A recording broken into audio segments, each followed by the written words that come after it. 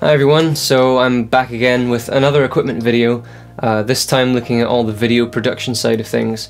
So I'm basically just going to take you through all the cameras, the main cameras that I've used in the production of all my videos in the last kind of few years. So first of all, this is a Sanyo HD700.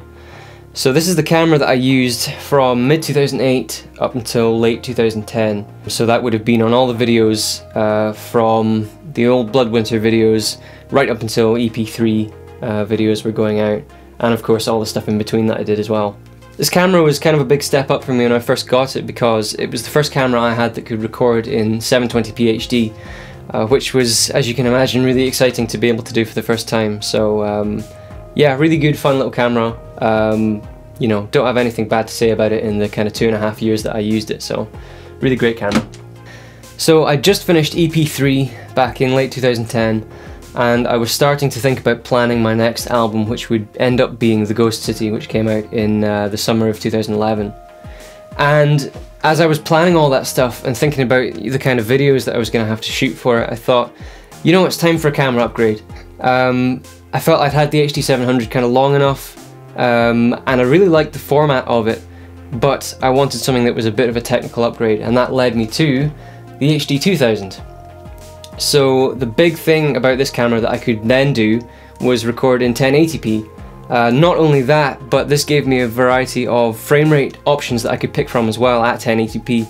So you can do 30p, 60i and 60p, which was, I think, not really that commonplace for your kind of mainstream consumer cameras when I got this.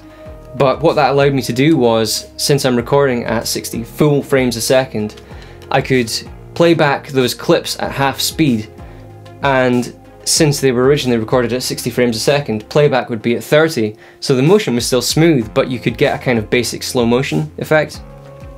So that was really fun to be able to do. This can also record in 720p, and another thing you can actually do is record at much higher frame rates, albeit in lower resolution. So for example, you've got an option that is 448 by 336 at 240 frames a second. So then when you play that back at 30, you're essentially playing back the clip at 1/8 speed. So you can get some really interesting slow-mo stuff done there as well. And finally, you've got a 192 by 108 at 600 frames a second, which is kind of crazy because then if you play back at 30, you're playing back at 1/20th the speed. But to be honest, the resolution's kind of too low to do much with that. I haven't really used it because, you know, you can imagine if I'm recording in that resolution, it's essentially a 1/10 of 1080p. Playing back at 1080p, it doesn't look great, but it's nice to have that option there nonetheless. I used this camera pretty much on all videos from the Ghost City, Like I Can't Believe, the Renegades, Drone. I did some slow-mo stuff in Drone with the lower resolutions on this and higher frame rates. Really good camera, no complaints, had fun with it. So I've switched over to recording on my HD2000 now because I want to show you my current camera, which is a Nikon D7000.